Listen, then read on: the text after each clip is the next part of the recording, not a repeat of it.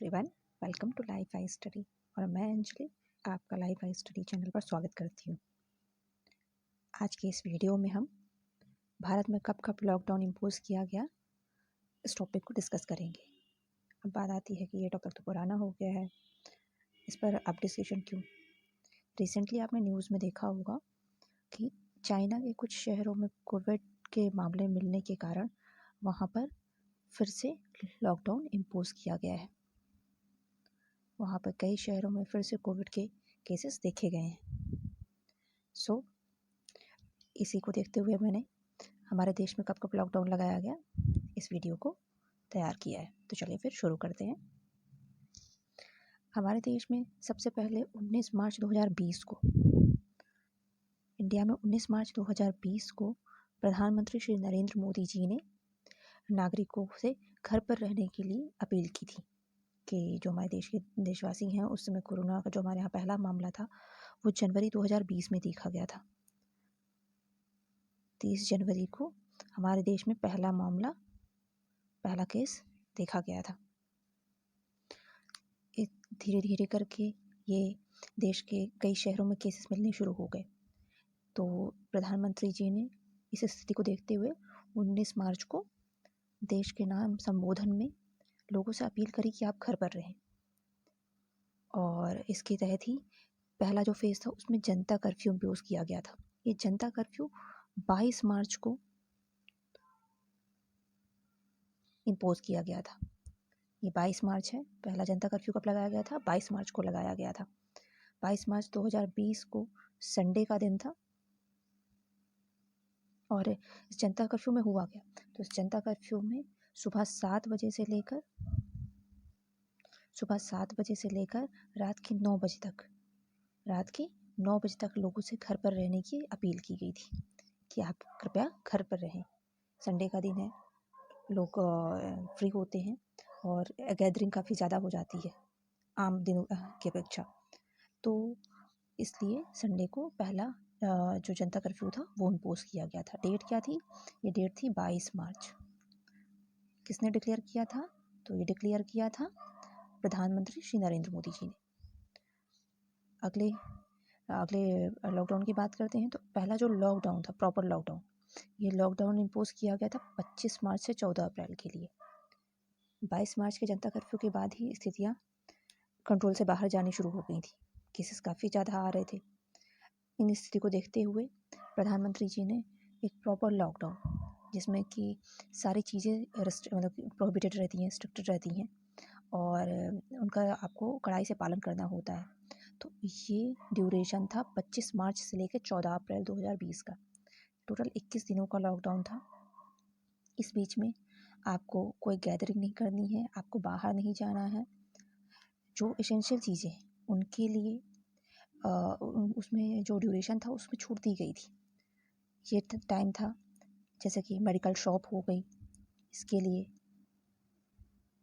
साथ ही साथ कुछ अदर एसेंशियल सर्विसेज होती हैं उसमें छूट दी गई थी। लेकिन नागरिकों से बाहर जाने पर पाबंदी थी।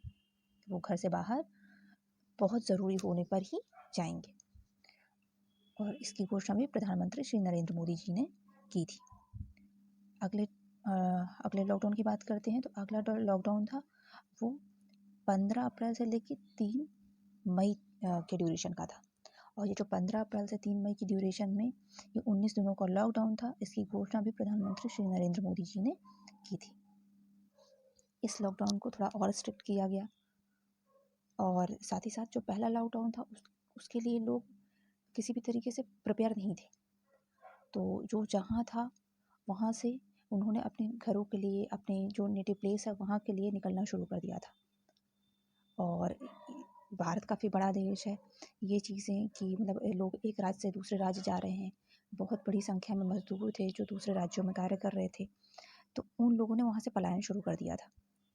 और जो गैदरिंग है वो तब भी काफ़ी ज़्यादा हो रही थी।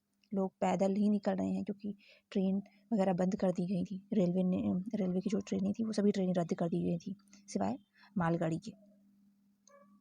रेल मंत्रालय ने साफ कर दिया था कि हम 3 मई तक के लिए जो ट्रेनों का परिचालन है वो बंद कर रहे हैं। ये पहले 14 अप्रैल तक के लिए था, 31 मार्च से 14 अप्रैल, और उसके बाद इसको बढ़ाकर 3 मई तक के लिए कर दिया गया था। सो जो ये अगला ड्यूरेशन था ये 19 दिनों का था। अब बात करते हैं तीसरे लॉकडाउन की। तो जो तीसरा लॉकडाउन है वह 4 मई से अगले दिन से ये घोषणा एक दिन पहले 3 मई से पहले ही कर दी गई थी, और यह 4 मई से 17 मई के लिए बढ़ा दिया गया। यह 14 दिनों का ड्यूरेशन था, और इस ड्यूरेशन की जो घोषणा है ये उच्च स्तरीय जो ये बैठक होती है इसमें जो गृह मंत्री थे, तो ये गृह मंत्री यानी श्री अमित शाह, तो इसकी घोषणा अमित शाह जी ने की थी।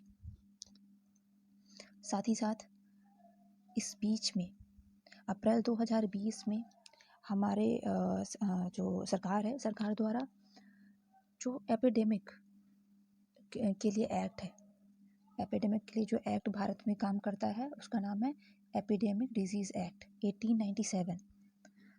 इस एक्ट में भी संशोधन किया गया, एपिडेमिक डिजीज़ एक्ट। हालांकि ये काफ़ी पुराना है, लेकिन परिस्थितियों को देखते हुए इसमें अप्रैल 2020 में संशोधन किया गया था। इस एक्ट में जो हमारे एग्ज़ाम पर्सपेक्टिव से देखा जाए तो इसमें 4 चीज़ें हैं जो हमें याद रखनी है। इसमें 4 सेक्शन हैं जो हमारे एग्ज़ाम पर्सपेक्टिव से इम्पॉर्टेंट है। अगर इनके सेक्शंस की बात की जाए तो इसमें पहला सेक्शन है कि जो इसकी मतलब एक्ट की जो पहली धारा है, इस एक्ट की पहली धारा में एक पहली धारा है धारा 2। धारा 2 के अंतर्गत ये चीज़ इस बात का प्रावधान किया गया था कि कोई भी राज्य सरकार को अगर ऐसा लगे कि उस राज्य में किसी खतरनाक महामारी के फैलने की आशंका है, ये फैल चुकी है, तो उस समय जो भी कानून है वो अगर तरीके से काम नहीं कर रहे हैं, अगर वो पर्याप्त नहीं है इसके लिए, तो सरकार कुछ उपाय कर सकती है। जैसे कि जो रोग है, तो रोग के प्रकोप, कोई भी डिजीज़ है जो भी फैली हुई है, तो रोग के प्रकोप या प्रसार की जो रोकथाम है उसके बारे में बताया जाए, या धारा 2 में दिया गया है। धारा 2 का ये प्रावधान है कि जो राज्य सरकार है उसके बारे में प्रचार प्रसार करे ताकि लोगों में अवेयरनेस हो और लोग उस रोग से अपनी रक्षा कर सकें। साथ ही साथ इसमें जो दूसरा प्रावधान किया गया है, तो दूसरे प्रावधान के तहत धारा 2A है। धारा 2A में दिया गया है कि किसी संभावित क्षेत्र में आने वाले कोई भी एरिया है देश का जहाँ पर कोई शिप या व्यक्ति आता है, तो उसका प्रॉपर निरीक्षण किया जा सकता है। भाई वो किसी संदिग्ध क्षेत्र से आया हुआ है, तो महामारी फैली हुई है, तो उस पर्सपेक्टिव में उस व्यक्ति या फिर उस शिप का केंद्र सरकार निरीक्षण कर सकती है, उसको डिटेन कर सकती है। यह धारा 2A का प्रावधान है, ध्यान रखिएगा, ये धारा 2A का प्रावधान है। तीसरे धारा की बात की जाए तो तीसरी धारा है धारा 2B। धारा 2B, इस धारा 2B में दिया गया है कि रेलवे या पोर्ट या फिर किसी अन्य मोड के थ्रू कोई भी व्यक्ति जो ट्रैवल कर रहा है, तो जो निरीक्षण अधिकारी नियुक्त किया गया है, जो निरीक्षक नियुक्त किया गया है, जो इंस्पेक्टिंग ऑफिसर नियुक्त किया गया है, अगर उसको ये शंका है कि यह व्यक्ति किसी महामारी से ग्रस्त है, तो वो उस व्यक्ति को किसी अस्थायी आवास, किसी टेम्परेरी स्टे होम में, किसी अस्थायी आवास या फिर हॉस्पिटल में रखने का अधिकार उसको है। वह उस संक्रमित या संदिग्ध व्यक्ति को जिसके बारे में ऐसा लग रहा है कि वो किसी महामारी से ग्रस्त है, तो उसको अस्थायी आवास या फिर हॉस्पिटल में निरीक्षण अधिकारी रखवा सकता है, और उस व्यक्ति की जांच का भी अधिकार निरीक्षण अधिकारी को दिया गया था। ये धारा 2A के प्रावधान थे, ये धारा 2B के प्रावधान थे। अब बात आती है धारा 3 की। धारा 3 की, तो धारा 3 में क्या प्रावधान किया गया है इसके अंतर्गत महामारी के दौरान जो सरकारी आदेश हैं, तो सरकारी आदेश अगर आप नहीं मानते हो कि भाई सोशल गैदरिंग नहीं करनी है, और इसके सिवा आपको जैसे कि बाहर जाने में मनाही है, तो आप इस तरह के किसी भी रूल को अगर फॉलो नहीं करते हैं, तो आईपीसी की धारा, इसे पहली बात तो अपराध समझा जाएगा, और आईपीसी की धारा 128 के तहत सजा मिल सकती है। ये किस में प्रावधान है? ये धारा 3 प्रावधान है कि अगर आप गवर्नमेंट के द्वारा दिए गए जो भी रूल्स हैं उनको फॉलो नहीं करते हैं, उनके नियमों का पालन नहीं करते हैं, तो आपको आईपीसी की धारा 128 के तहत सजा का प्रावधान है। ये चारों सेक्शन 1897 के एक्ट में दिए गए थे। अब बात करते हैं कि इसमें जो संशोधन हुए, ये प्रावधान तो दिए गए थे, साथ ही साथ इसमें जो संशोधन किया गया, तो संशोधन के बाद इसमें क्या किया गया है? संशोधन में पहली चीज़ तो ये शामिल की गई थी कि यदि कोई व्यक्ति जो कि हेल्थ वर्कर है, उसके खिलाफ कोई भी व्यक्ति अगर हिंसा करता है, तो उसको 7 वर्ष की कैद और जुर्माना, और ये जुर्माना भारी भी हो सकता है, भरना पड़ेगा। साथ ही साथ यह जो अपराध है, ये गैर जमानती अपराध है। ध्यान रखिएगा, जो संशोधन किया गया था इसमें इस अपराध को गैर जमानती बनाया गया था। दूसरा संशोधन इसमें जो किया गया वह था हेल्थ वर्कर्स के खिलाफ किसी भी तरह का वायलेंस, जो वायलेंस किया जाएगी, इस अपराध को संज्ञेय, ये जो अपराध है हेल्थ वर्कर्स के खिलाफ आप किसी भी तरह का वायलेंस करते हैं, तो ये अपराध संज्ञेय व गैर जमानती होगा। कैसा अपराध होगा? ये संज्ञेय व गैर जमानती है। और ऐसे मामले की जांच है वो 30 दिनों के अंदर पूरी की जाएगी। इस जांच को 30 दिनों के अंदर पूरा किया जाएगा। तो आपसे पूछा जा सकता है कि किसी भी हेल्थ वर्कर के खिलाफ जो अपराध है वो किस तरह का अपराध है, मतलब हिंसा को किस तरह के अपराध की श्रेणी में रखा गया है, तो यह संज्ञेय व गैर जमानती है।